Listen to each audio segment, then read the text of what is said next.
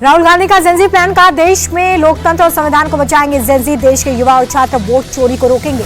राहुल के Gen Z plan पर घमासान बीजेपी नेता गिरिराज सिंह बोले, हताशा में अर्बन नक्सल बनने की राह पर राहुल देश को गृह युद्ध में धकेलना चाहते हैं। बीजेपी प्रवक्ता प्रदीप भंडारी ने राहुल को लोकतंत्र के लिए खतरा बताया। कहा, राहुल गांधी भारत विरोधी ताकतों के पोस्टर बॉय, उनका रिमोट कंट्रोल सीमा पार। बीजेपी सांसद निशिकांत दुबे बोले, बीजेपी जेनजी के आंदोलन के साथ जेनजी आंदोलन शुरू हुआ तो गांधी परिवार को देश छोड़कर भागना पड़ेगा।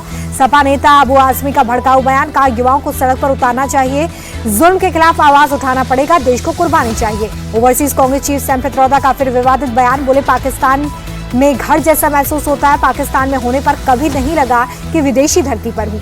बीजेपी नेता तरुण चुग बोले कि देश विरोधी बयान देना कांग्रेस की आदत। ऑपरेशन सिंदूर के दौरान सैम पित्रोदा के निर्देशों पर सेना का अपमान कर रहे थे राहुल। बीजेपी आईटी सेल के प्रमुख अमित मालविया का बड़ा दावा। का 2006 में भारतीय खुफिया अफसरों की पहल पर यासीन मलिक से मिला था हाफिज सईद। कांग्रेस का वोट चोरी के खिलाफ हस्ताक्षर अभियान। प्रियंका गांधी ने लोगों से जुड़ने की अपील की। केरल कांग्रेस में अंदरूनी कलह के बीच वायनाड दौरे पर गांधी परिवार। सोनिया गांधी, राहुल गांधी, प्रियंका गांधी तीनों एक साथ वायनाड पहुंचे। कल गृह राज्य गुजरात के दौरे पर पीएम मोदी समुद्र से समृद्धि कार्यक्रम में करेंगे शिरकत। ऑपरेशन सिंदूर पर सीडीएस अनिल चौहान का खुलासा। कहा, रात 1:30 बजे का समय जानबूझकर चुना गया, तड़के ऑपरेशन करते तो नमाजी बाहर होते। रांची के कार्यक्रम में सीडीएस बोले कि फौज एकमात्र ऐसी जगह जहां पर कोई भाई भतीजावाद नहीं, काबिलियत ही फौजियों की पहचान होती है। ऑपरेशन सिंदूर पर air chief marshal AP Singh का बड़ा बयान। का टारगेट हासिल करने के बाद हमने युद्ध रोका, हमें युद्ध लंबा खींचने की कोई जरूरत नहीं थी।